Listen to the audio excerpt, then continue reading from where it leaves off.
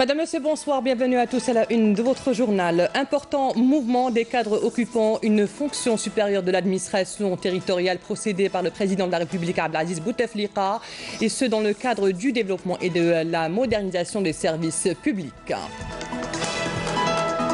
Histoire, l'Algérie commémore demain le double anniversaire du 20 août 1955-1956, deux dates hautement symboliques qui ont marqué l'histoire du mouvement national.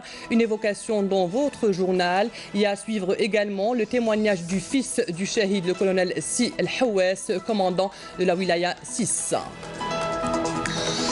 Nous irons à Soukahras, précisément dans l'une des communes des plus défavorisées, Sidi Fradj, où la culture de la figue de Barbarie va faire la richesse de cette commune. Huiles essentielles, vinaigre, autant de produits dérivés qui vont contribuer à la promotion des produits du terroir et au développement durable. Artisanat et patrimoine dans la dernière partie de votre journal. Nous irons à la 10e édition de la fête du tapis d'At Hichem. L'objectif de cette manifestation, la préservation d'un savoir-faire ancestral jalousement gardé par les tisseuses de la région.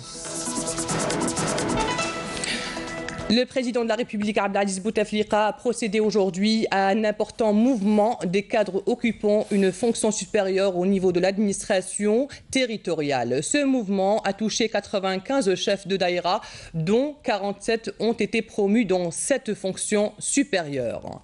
8 directeurs de la réglementation des affaires générales, dont 6 cadres, ont été promus dans cette fonction supérieure. 5 directeurs de l'administration locale, dont 4 cadres ont été promus dans cette fonction supérieure, et 7 inspecteurs généraux de wilaya, dont 6 cadres, ont été promus dans cette fonction supérieure. Ce mouvement vient suite à la promotion de certains cadres dans d'autres fonctions supérieures au niveau de l'administration territoriale, ayant pour objectif la poursuite des efforts déployés en matière de développement et de modernisation des services publics à travers notamment la répartition optimale des compétences et l'amélioration de l'encadrement des collectivités locales. Il consacre ainsi l'intégration des jeunes cadres et la promotion du rôle de la femme dans l'occupation des postes de responsabilité au sein des collectivités locales, où 9 femmes ont été promues dans ces fonctions supérieures.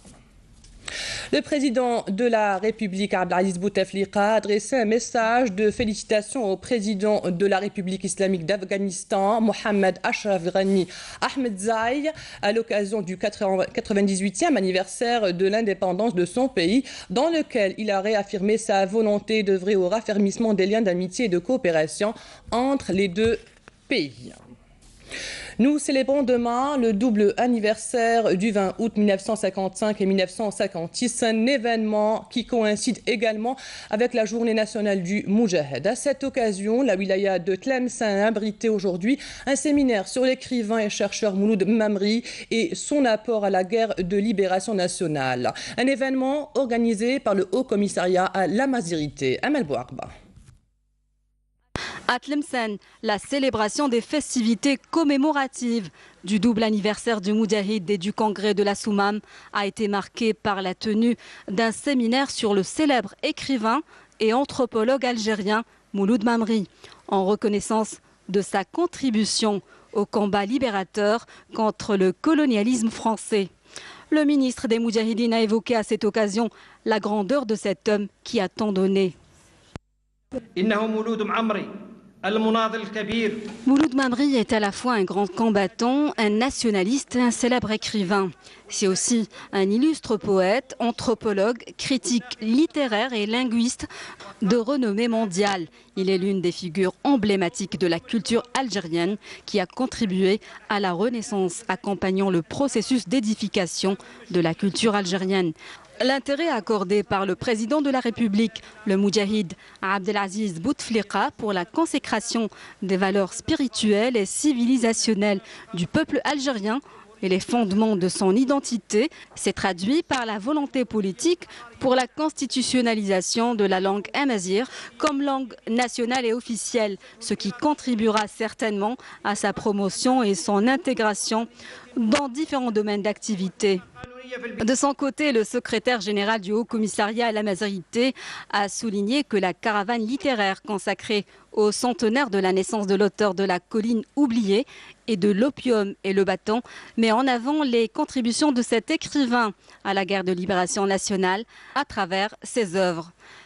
Les festivités de la caravane littéraire commémorant le centenaire de la naissance de Mouloud Mamri, sous le haut patronage du président de la République Abdelaziz Bouteflika, s'étalent tout au long de l'année, dans le cadre d'un programme national visant à réhabiliter l'écrivain décoré par la médaille du mérite de rang Achir par le président de la République. Nous espérons qu'il y aura une reconnaissance de Mouloud Mamri en tant que moudjahid ayant participé à libérer le pays du joug colonial. À l'occasion de ce double anniversaire historique, les noms de plusieurs martyrs qui se sont sacrifiés pour l'indépendance de l'Algérie ont été donnés à des structures et des lieux publics, une manière de perpétuer notre glorieuse histoire pour que nul n'oublie. L'Algérie commémore demain le double anniversaire du 20 août 1955 et 1956. La première date marque l'offensive du nord constantinois qui avait permis de mettre en échec les tentatives de la France coloniale visant à opérer une rupture entre le FLN et le peuple. La seconde date marque la tenue du congrès de la Soumam, un événement politique majeur dans la consolidation de la guerre de libération nationale. Voici cette évocation signée Nejma Harch. Le 20 août 1955 commençait l'un des épisodes les plus criminels et les plus barbares de l'histoire algérienne, le massacre du Nord constantinois, un événement majeur de la révolution algérienne. Le nouveau chef de la deuxième zone, Ziroud Youssef, après la mort de Didouche Mourad le 18 janvier de la même année, et son adjoint, Lakhdar Ben Toubel, prennent l'initiative d'organiser une offensive attaque d'une grande ampleur contre plusieurs objectifs de la colonisation dans la région qui comprend principalement les villes de Constantine, Skikda, Guelma et El Qala. Des dizaines de milliers d'Algériens vont rejoindre les combattants de l'armée de libération nationale. Le peuple investit alors les rues de Philippeville et El Alia. L'armée française riposte. Plusieurs dizaines d'hommes, de femmes, d'enfants et de nourrissons sont tués dans des conditions atroces. Bilan, pas moins de 12 000 morts. Le 20 août sera le tournant principal de la lutte nationale algérienne. Cet événement donnera à la révolution non seulement un caractère populaire, mais basculera aussi tout le peuple algérien dans la lutte armée et les dirigeants politiques dans les rangs du FLN. La tragédie du 20 août 1955 réussira également à attirer l'attention de l'opinion internationale sur l'Algérie, une attention qui se matérialisera par l'inscription de la question algérienne à l'ordre du jour de l'Assemblée générale de l'ONU le 30 septembre 1955. À partir de cette date, la révolution prendra véritablement son envol. Elle sera structurée un an plus tard lors du congrès de la Soumam, le 20 août 1956. Organisée dans la commune d'Irbel à Ifri, à Béjaïa, par Abban Hamdan et présidée par l'Arbi Ben Mehdi. C'est un jour historique de la révolution algérienne et déterminant pour sa réussite. La charte adoptée à son issue a doté la révolution des structures qui lui manquaient. Division de l'Algérie en 6 wilayas ou état-major et consacré le FLN comme seul représentant du peuple algérien.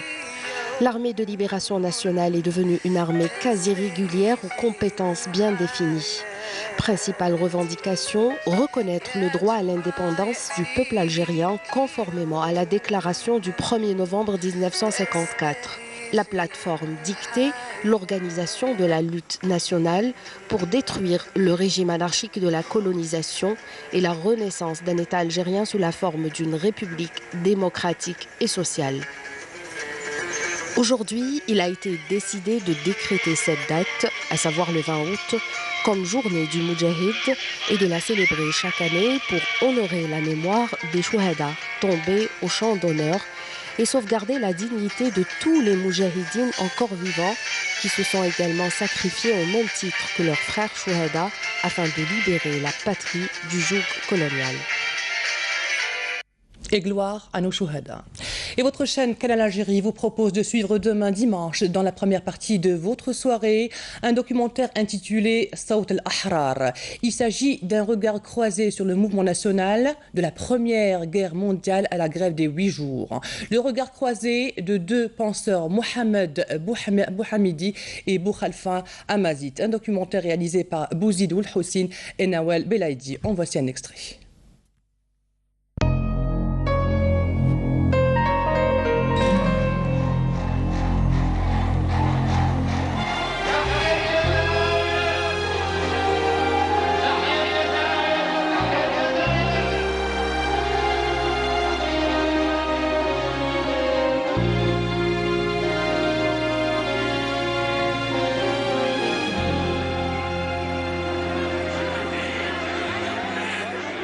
Au lendemain de la Première Guerre mondiale, le monde voit émerger un peu partout des mouvements indépendantistes.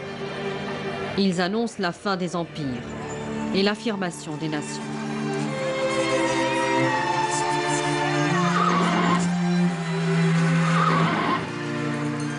L'Algérie vit au rythme de ces agitations et le peuple algérien ne désire pas être français. Le mouvement national va naître de cette période d'après-guerre, cruciale pour le peuple algérien. Une génération de révolutionnaires, des hommes et des femmes vont alors se donner les moyens politiques et militaires pour libérer l'Algérie de la colonisation française.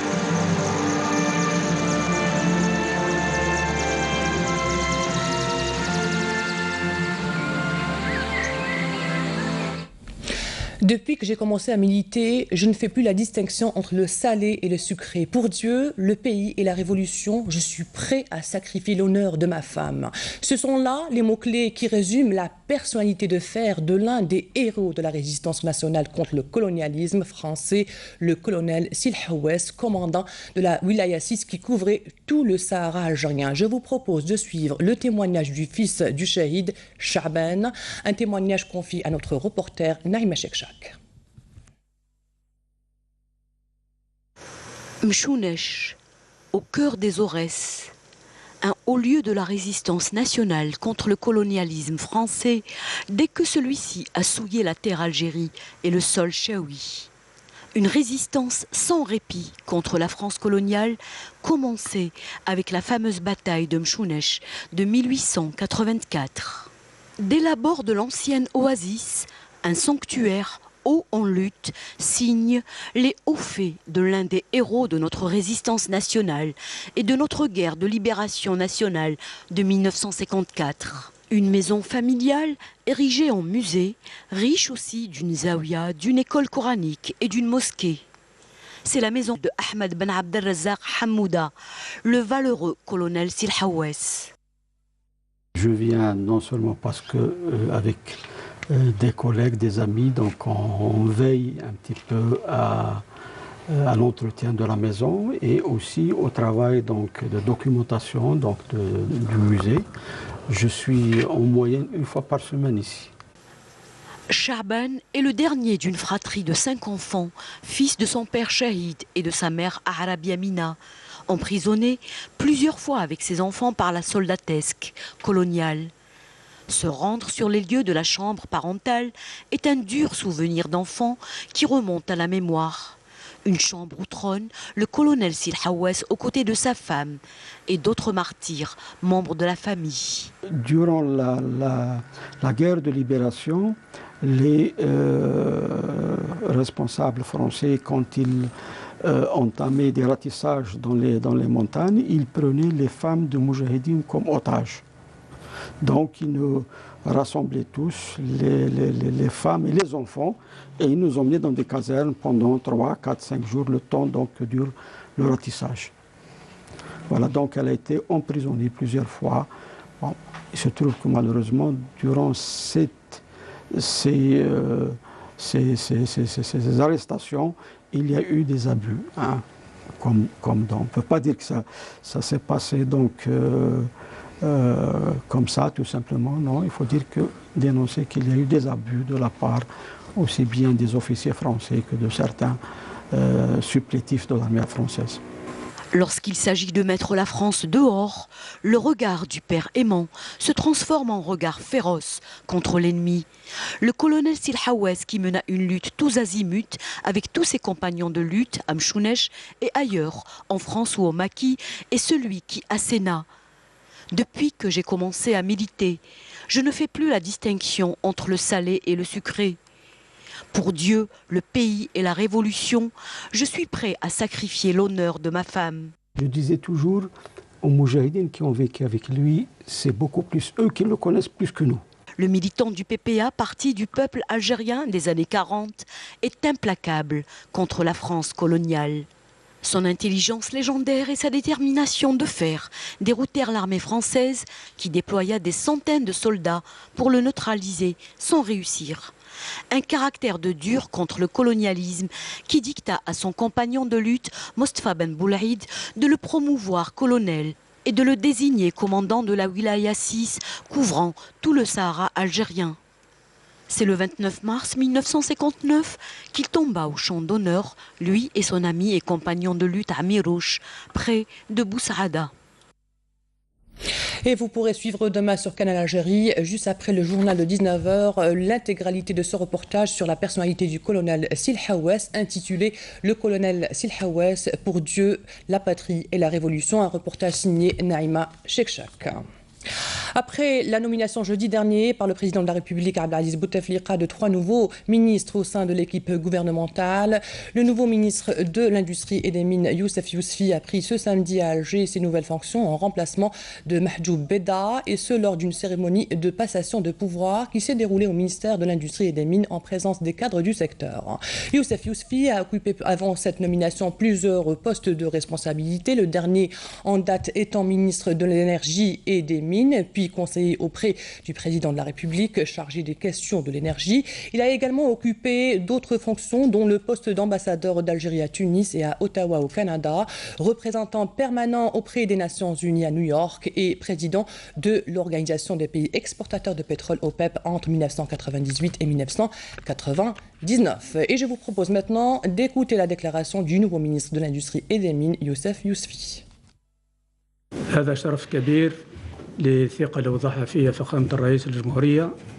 C'est un grand honneur pour moi et pour la confiance placée en ma personne par le président de la République, M. Abdelaziz Bouteflika, pour occuper ce poste de responsabilité dans un secteur sensible. Le secteur de l'industrie et des mines a une grande importance. C'est le pilier pour la construction d'une économie diversifiée, allant dans le sens d'une sortie progressive de la dépendance des hydrocarbures. Je demande la contribution de chacun de vous pour parvenir à cet objectif.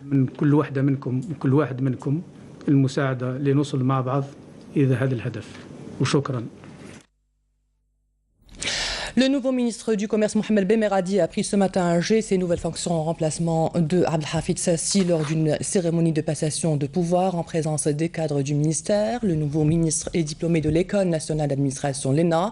Il a été nommé lors des années précédentes à la tête de plusieurs ministères, dont le ministère de l'Industrie, de la PME et de la promotion de l'investissement, le ministère du Tourisme et de l'Artisanat, le ministère du Travail, de l'Emploi et de la Protection sociale. Mohamed Bemeradi a également occupé le poste de conseiller économique auprès du président de la République.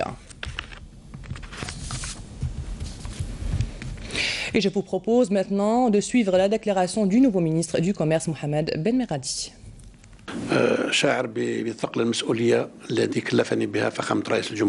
Je ressens le poids de la responsabilité que m'a confié le président de la République, M. Abdelaziz Bouteflika, que je remercie avant tout pour la confiance qu'il me renouvelle à chaque fois dans différents secteurs avec différentes responsabilités. Le commerce fait tourner le marché et le marché représente le centre de l'économie pour créer la confiance chez les partenaires et les consommateurs. Après une étape de 15 ans, l'Algérie a construit plusieurs infrastructures de base et notre responsabilité en tant que secteur est très importante.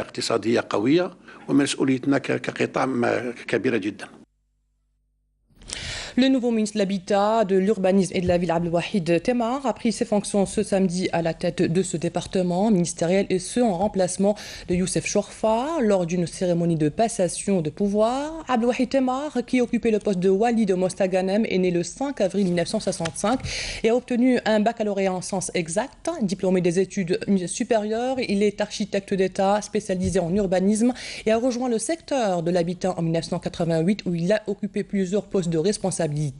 Temar a occupé notamment le poste de directeur d'urbanisme dans la wilaya d'Oran et au ministère de l'Habitat. Il a également occupé le poste d'inspecteur régional d'urbanisme puis directeur général d'urbanisation et architecture.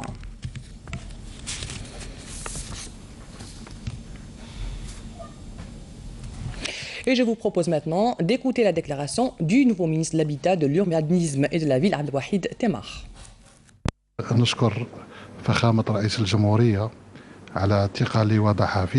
Je remercie le président de la République, M. Abdelaziz Bouteflika, pour la confiance placée en moi pour diriger ce secteur important et sensible qui concerne tous les citoyens. Et Inch'Allah, je serai à la hauteur de toutes les aspirations et nous parviendrons ensemble à atteindre tous les objectifs fixés par le programme du président de la République. Nous sommes optimistes car il s'agit d'un grand et lourd ministère, le ministère de l'Habitat, et j'insiste, de l'urbanisme et de la ville.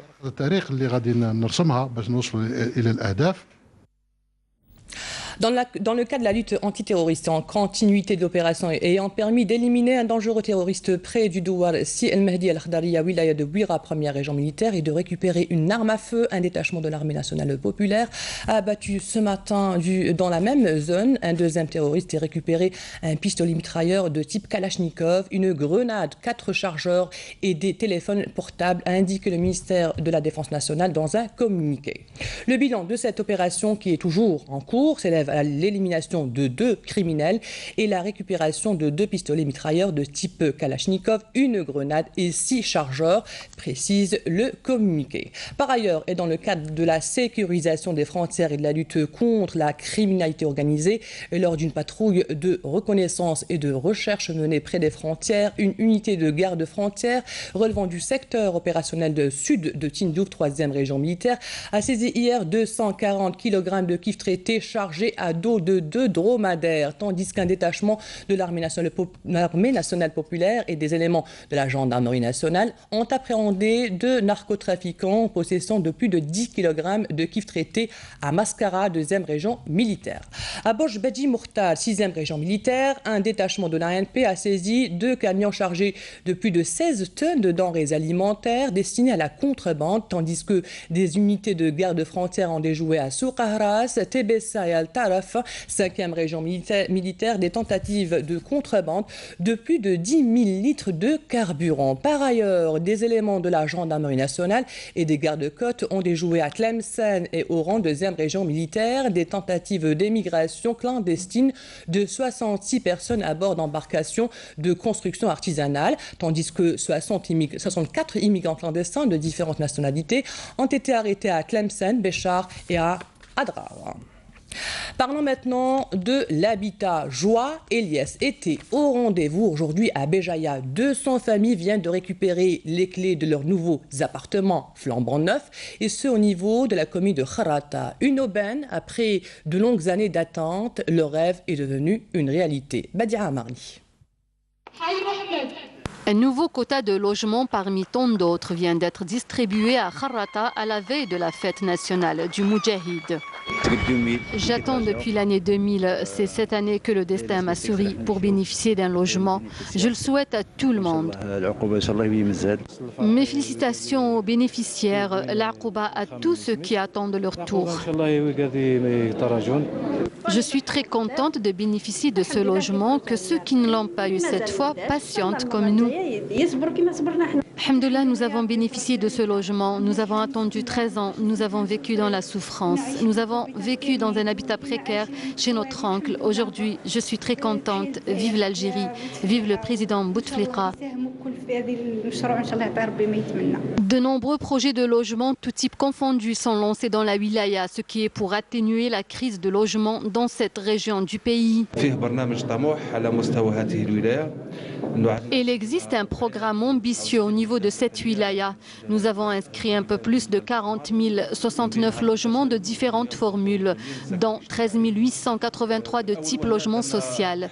Nous nous sommes lancés comme défi de mettre en œuvre tous les projets. Ces derniers sont aujourd'hui lancés. Actuellement, les travaux sont achevés pour 5 000 logements.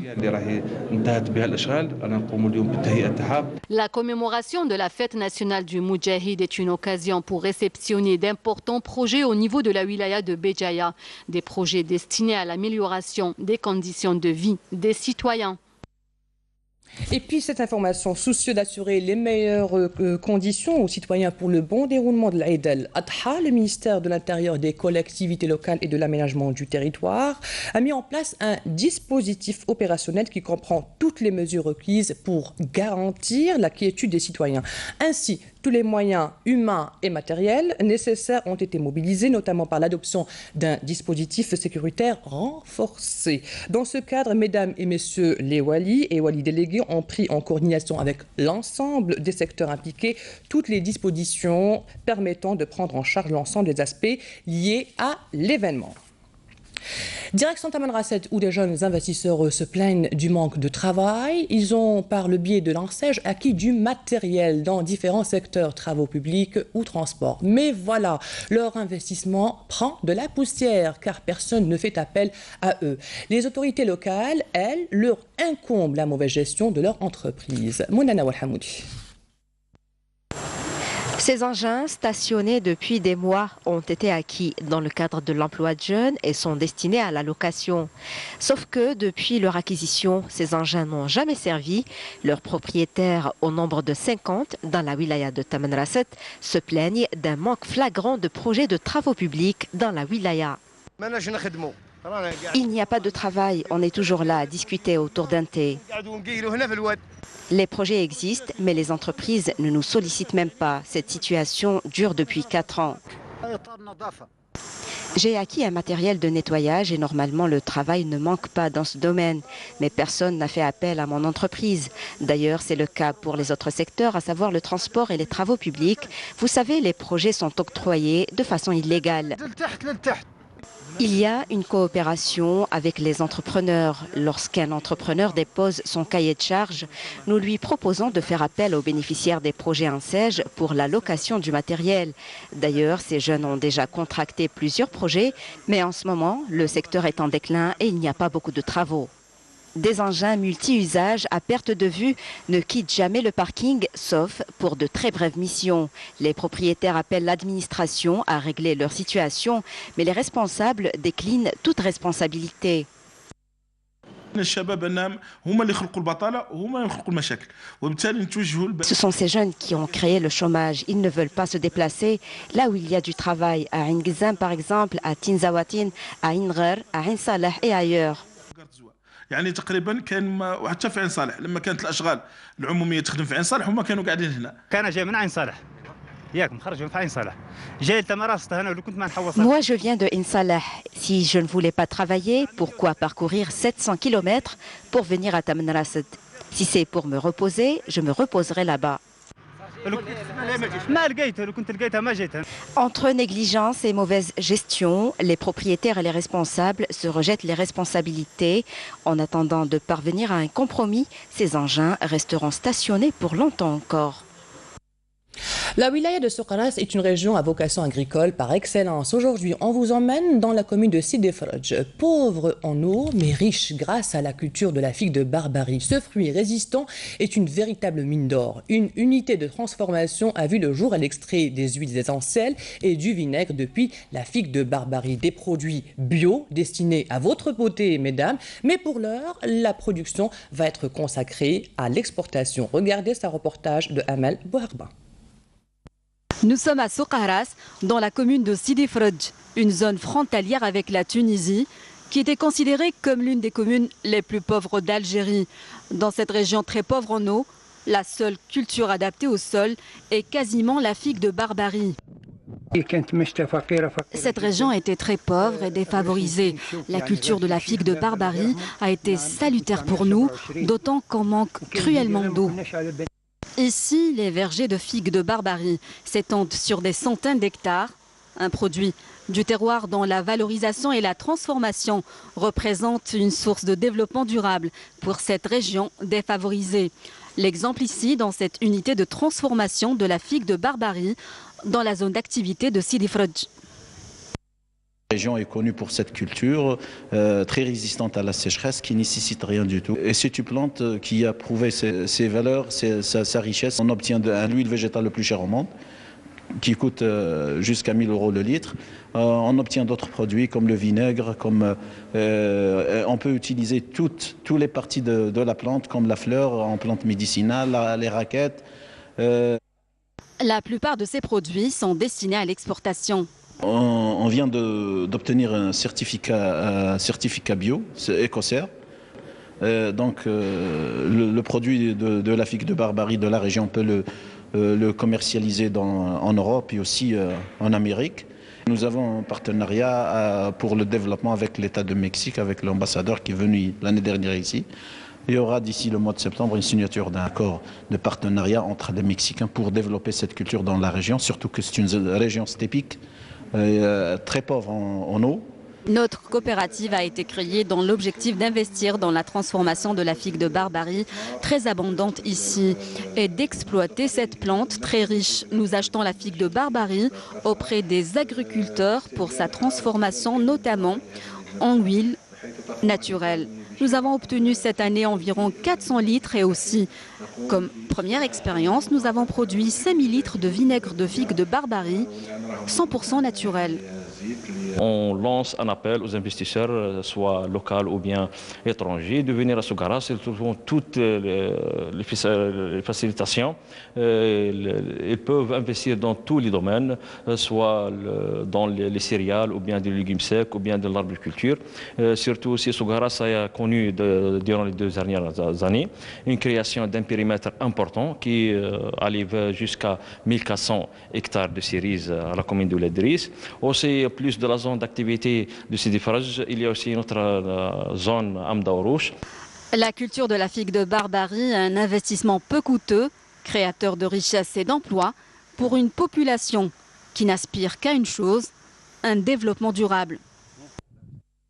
Sport, football, la sélection nationale de football à prime composée de joueurs locaux s'est fait éliminer aux qualifications du championnat d'Afrique des Nations CHAN 2018 en faisant match nul hier au stade Tayeb Hiri de Sfax en Tunisie face à son homologue libyenne 1-1 dans le cadre du dernier tour qualificatif retour. Lors du match aller disputé samedi dernier au stade Shahid Hamlabi de Constantine, les Algériens se sont inclinés. La surprise générale 1-2, un échec pour le sélectionneur national l'espagnol Lucas Alcaraz. Artisanat et patrimoine, le tapis d'Aïd Hicham à l'honneur dans la commune d'Aïd Yahya Daïra de Aïd el-Hammam dans la wilaya de Tizi Ouzou. Un véritable patrimoine matériel que les tisseuses de la région tentent de préserver. Il s'agit d'un produit et un art que seul ce village a su sauvegarder. Aujourd'hui, les gardiens de ce métier ancestral appellent à sa préservation. Badia Amarni. Je lance un appel à toutes les filles qui n'ont pas été à l'école ou qui ne travaillent pas de s'intéresser davantage au tissage. C'est un métier en or, un métier à perpétuer. C'est là un appel de cœur que lance cette tisseuse pour préserver ce métier ancestral. Le tapis d'Aïd Hicham qui a franchi les frontières. Ce tapis connu en Algérie et même ailleurs a résisté face à la concurrence des tapis industriels grâce à ses gardiennes des traditions. Le tissage nous a aidés à subvenir aux besoins de nos familles, à élever nos enfants, à préparer le trousseau de nos filles. Je souhaite que ce métier soit préservé. Nous avons hérité ce métier de nos aînés qui nous ont beaucoup appris. Nous tissons à la maison, nous avons aidé nos familles grâce à ce métier artisanal. La fête du tapis d'Aïd Hicham, une occasion aux artisans et artisanes de poser leurs préoccupations et de montrer leur savoir-faire dans le tissage. Un métier qui risque de disparaître si la nouvelle génération ne prend pas le relais. Nous remercions ces femmes pour le travail qu'elles font et la création de leur association. Nous sommes à leur côté. L'association va attirer beaucoup de touristes à visiter la région de Yahya, etc. Donc c'est une exposition et dans de bonnes conditions. On lance un appel à tous les visiteurs. Le tapis, le bijou, on a fait avec le moyen. Ce qui nous intéresse, c'est que cette fête revienne. Alhamdoulilah, cette fête rahi oulat. Et pourvu que ça continue comme ça pour les prochains jours. Cette fête du tapis est un espace d'échange entre les tisseuses de la région qui veulent faire connaître les beaux tapis façonnés par leurs propres mains. Des merveilles à voir vraiment.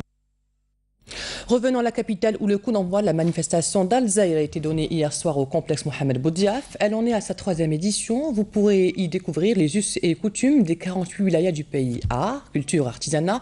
4 tableaux seront présentés chaque soir. Et voici le premier tableau avec Siham Kenouj, reportage. C'était hier soir au complexe du 5 juillet, où le coup d'envoi de la 3e édition de la manifestation d'Al-Zahir a été donné par Monsieur le ministre de la Jeunesse et des Sports, El-Hadi Oueldahli, en la présence de ses collègues, le ministre de la Culture et Madame la ministre de l'Environnement.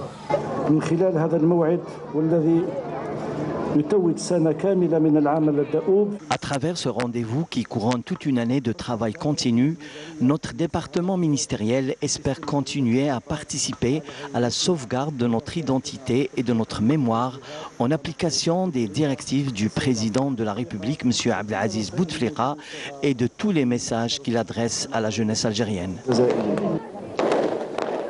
Une manifestation qui durera 12 jours. Chaque soir, 4 wilayas sont représentés. 4 x 12, le compte est bon, 48.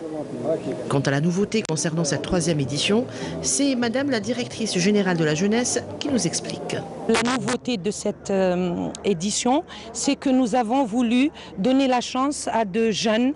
C'est pour montrer le génie du jeune algérien, des jeunes artistes peintres, artistes, où nous voulons raconter une histoire. L'histoire de jeunes algériens nés en France et qui ont épousé la culture donc de l'Occident et qui viennent chercher leurs racines. 12 soirées, 12 portails. Le premier portail a été intitulé Bab el-Farha. Sur scène, le mariage traditionnel de 4 wilayas, Tizi Ouzou, Oran, Annaba et Gardaya.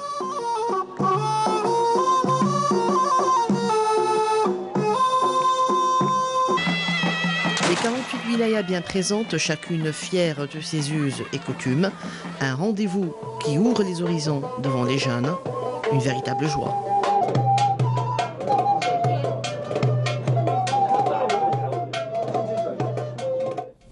Et voici maintenant le rappel des titres. Important mouvement des cadres occupant une fonction supérieure de l'administration territoriale procédé par le président de la République Abdelaziz Bouteflika, et ce dans le cadre du développement et de la modernisation des services publics.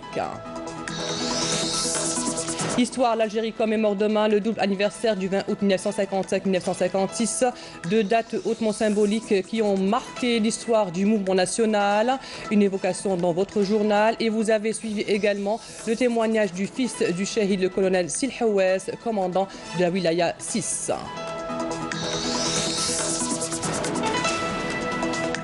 Nous avons été à Soukharas, précisément dans l'une des communes des plus défavorisées, Sidi Fradj, où la culture de la figue de Barbarie va faire la richesse de cette commune. Huiles essentielles, vinaigre, autant de produits dérivés qui vont contribuer à la promotion des produits du terroir et au développement durable. Artisanat et patrimoine dans la dernière partie de votre journal. Nous avons été à la 10e édition de la fête du tapis d'Et Hicham. L'objectif de cette manifestation, la préservation d'un savoir-faire ancestral jalousement gardé par les tisseuses de la région. C'est la fin de cette édition. Merci à vous de l'avoir suivi. Bonne soirée.